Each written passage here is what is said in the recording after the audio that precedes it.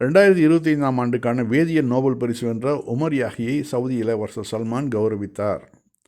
Riyadh 2025ஆம் ஆண்டு வேதியியலுக்கான Nobel பரிசு வென்றதற்காக புதன்கிழமை ரியாத்தில் உள்ள அல் யமாமா அரண்மனையில் பேராசிரியர் உமர் யாஹியை சவுதி பட்டத்து இளவரசரும் பிரதமருமான முகமது பின் சல்மான் வரவேற்றார்.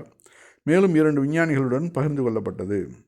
விருது வென்றதற்காக பேராசிரியர் யாஹியை பட்டத்து இளவரசர் வாழ்த்தினார். இது சர்வதேச அங்கீகாரத்தை பிரதிபலிக்கிறது என்று கூறினார். வேதியியல் துறையில் அவரது முயற்சிகள் மற்றும் பங்களிப்புகளை பட்டத்து இளவரசர் பாராட்டினார். அதே நேரத்தில் அவர் தொடர்ந்து வெற்றி பெற வாழ்த்தினார். தனது பங்கிற்கு பேராசிரியர் யாஹி சந்திப்புக்கும் தனது பணித்துறையில் பெற்ற ஆதரவு மற்றும் ஊக்கத்திற்கும் பட்டத்து இளவரசருக்கு நன்றி மற்றும் பாராட்டுகளை தெரிவித்தார். ஆராய்ச்சி, மேம்பாடு மற்றும் புதுமைகளில் ராஜ்யத்தில் வளர்ந்து வரும் ஆர்வத்தின் கட்டமைப்புகள் இந்த சந்திப்பு வருகிறது. சவுதி அரேபியாவை பொறுத்தவரைக்கும் இப்போ மாடர்னைஸ் ரொம்பவும் சூப்பராக நடந்துகிட்டு இருக்குதுங்க.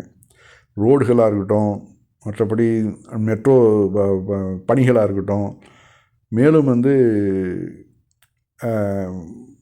டெக்னாலஜி இதுலேயும் பிள்ளைகளுடைய படிப்பு, கல்லூரி அனைத்துலேயுமே மிக சிறப்பாக சேவை செஞ்சிட்ருக்குறாங்க.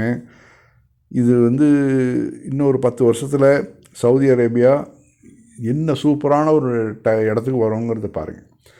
அதாவது மதம் மட்டுமே இங்கே பிரச்சனையாக கிடையாது, மதமும் இருக்கணும். அதே சமயத்தில் உலக போட்டிக்கு ஏற்றவாறு நம்ம நாட்டை கொண்டு போகணும், நம்முடைய மக்களை கொண்டு போகணும் அப்படிங்கிறதுக்காக இன்றைக்கி சவுதி அரேபியா மிகச்சிறந்த முன்னெடுப்பை கொண்டு போயிட்டுருக்குறாங்க. இதில் பெண்களுக்கு கல்வி அறிவு, பெண்களுக்கு டிரைவிங் லைசன்ஸ் கொடுத்தது, பெண்கள் வேலைகளில் குறிப்பிட்ட சதவீதம் பெண்களை வைக்கணும்னு சொல்லிட்டு கம்பல் பண்ணுறது.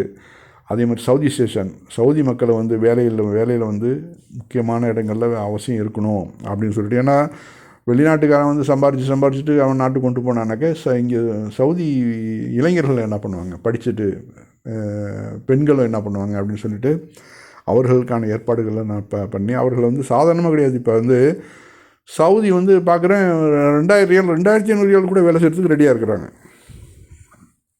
அந்தளவு இறங்கி வந்திருக்கிறாங்க. இப்போது ஏன்னா வேலையை கற்றுக்கணுங்கிறதுனால ஒரு இடத்துல பார்த்தேன், வெறும் நான் 2000 ரியாலுக்கு நான் வேலை செய்கிறேன் அப்படின்னு சொல்லிட்டு ஒரு பையன் வேலை செய்கிறான். ஒரு இடத்துல ஒரு ஆஃபீஸில் வேலை செஞ்சு அவன் வேலையை கற்றுக்கிறான். அவன் சொல்கிறான், வேலையை நான் கற்றுக்கிட்டு அதன் பிறகு நான் நல்ல சம்பளத்துக்கு நான் வேறு இடத்துக்கு போவேன். இப்போ எனக்கு வேலை வேணும், வேலை கற்றுக்கணும் நான் அப்படின்னு அந்த ஆர்வம் அந்த பிள்ளைங்களுக்கு வந்திருக்குது. இது ரொம்ப சந்தோஷம். மற்ற அரபு நாடுகளை விட இன்றைக்கி சவுதி அரேபியா மிகப்பெரிய சிறப்பான ஒரு அந்தஸ்தை பெற்றுக்கிட்டு இருக்குது. நம்ம வாழ்த்துவோம்.